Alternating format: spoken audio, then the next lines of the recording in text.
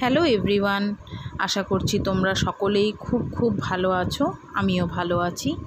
আজকে চলে এসেছি আমার দেওরের বাড়িতে লোকনাথ বাবার পুজো অ্যাটেন্ড করতে। এখানে এসে এত সুন্দর ডেকোরেশন আর ইন্টিরিয়ার দেখে মনটা ভীষণ ভালো হয়ে গেল। তাই ভাবলাম তোমাদের সাথেও শেয়ার করে ফেলি এটা। এইগুলো যে সাজানো, সমস্ত ইন্টিরিয়ারটাই আমার জায়ের আইডিয়া।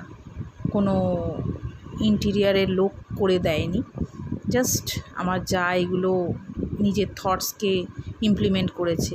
বাইরে দেখো অরিজিনাল ফুল দিয়ে সমস্তটা সাজানো, এত ভালো লাগছে। বাট কি হবে, এত গরম, ফুলগুলো আর নিঃশ্বাস নিতে পারছে না। অনেকটা সকালেই ওরা সাজিয়েছিল। দেখো এন্ট্রেন্সটা কি দুর্দান্ত লাগছে, খুব সুন্দর লাগছে, মনটা ভরে গেল। আর ভেতরে ঢুকেই যে একটা ওর্লি দেখলে, ওর্লিতেও কিন্তু অরিজিনাল ফুল দিয়েই সাজানো। এটা হচ্ছে এন্ট্রেন্স। ওদের বাড়ির বাইরেটায় এত সুন্দর একটা ভিউ আছে, এত সুন্দর একটা বড় পুকুরি বলো, ঝিল বলো, যাই বলো, খুব সুন্দর একটা জলাশয়, যেটাকে দেখলে মন প্রাণ ভরে যায়। এবার চলে এলাম আসল জায়গায়, আমাদের ঠাকুরের ঘর। আমাদের লোকনাথ বাবার পুজো হচ্ছে এখানে। সবাই মিলে এই পুজোতেই তো এসছি, চলো তোমাদেরকে এখন ঠাকুর ঘরের দর্শনটা করিয়ে দিই। খুব সুন্দর করে সাজানো রয়েছে। ঠাকুরমশাই চলে এসছে এখানে। আমার ছোট্ট কন্যা হেল্প করছে ঠাকুরমশাইকে। যেহেতু আমি হেল্প করতে পারবো না, আমাদের তো 1 বছর কালসর্জ, আমাকে দূর থেকে দাঁড়িয়েই দেখতে হচ্ছে, কোনো হেল্প আমি করতে পারছি না। খুব খারাপও লাগছে, বাট কি করা যাবে, একটা বছর, কিছু করার নেই। আর দেখো জুঁই ফুল আর গোলাপ ফুল দিয়ে সাজানো, বললাম না পুরো পিওর ফুল দিয়ে সাজানো, এত সুন্দর লাগছে না। আর লোকনাথ বাবার মালাটা এত সুন্দর, বাইরেটা দেখো ঠাকুরের কি সুন্দর। আমার মানে দেখা এত সুন্দর পরিবেশ সত্যি আমি কোনো দিন দেখিনি। তোমাদের জন্য একটু যজ্ঞের মন্ত্রটা রাখলাম, আশা করছি তোমরা এনজয় করবে।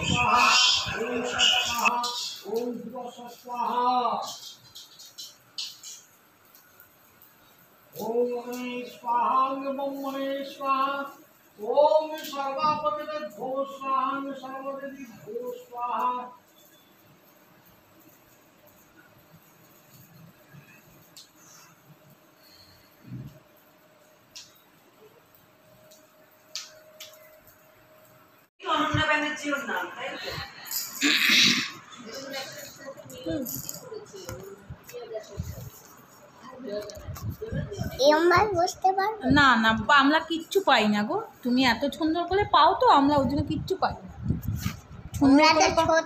হ্যাঁ, তুমি তো ছোট, আমরা বড় হয়ে গেছি তো, পাই না তো তোমার মতন করতে। তুমি ছোট, আমি ছোট না, আমি বড় হয়ে গেছি না। তোমরা ছোটই আছো, আমরা ছোটই আছি। ভালো, বাহ, তুমি প্রথম মানুষ যে বললে আমরা ছোট আছি। এটা কে রে? এটা কে? তোমার ছবি। এটা তো ছবি। তো এটা কে? কোনটা? এটা কে? এটা কে? কোনটা? এটা কে? এটা এই এটা হ্যাঁ, এই যে এটা আমি, এটা আমি। এটা তুমি এটা এটা আর ওই পাশেরটা কে? ওই পাশেরটা কে? ওই যে পাশেরটা কে? ওই পাশেরটা কে? এই যে দেখা যাচ্ছে এটা মামাম। আচ্ছা, ওই পাশেরটা কে? ওই পাশেরটা কে? এটা না, ওই যে পাশে এই যে লাল শাড়িটা কে? ও আচ্ছা। হ্যাঁ, আর মামামকে কি সুন্দর লাগছে, দিশা মাসিকে কি সুন্দর লাগছে, তোমাকে তো হ্যান্ডসাম লাগছে।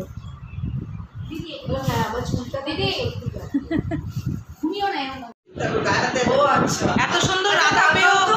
এদিকে দেখো, এদিকে দেখো, এদিকে দেখো, এদিকে এদিকে তুমি তখন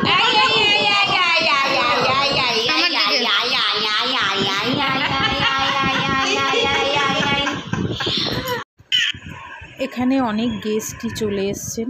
এবং সবাই এনজয় করে পুজো অ্যাটেন্ড করে যে যার সব বাড়ির দিকে রওনা দিচ্ছেন।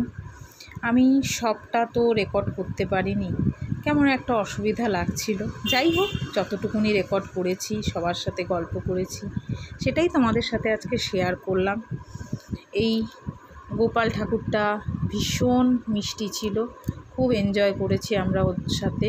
এবার সবারই প্রায় যাওয়ার পালা, আস্তে আস্তে রাত হচ্ছে। আমরা বেরোবো, দেখি কটায় বেরোই। তো চলো, আবার তোমাদের সাথে পুজোর জায়গাটাই শেয়ার করছি।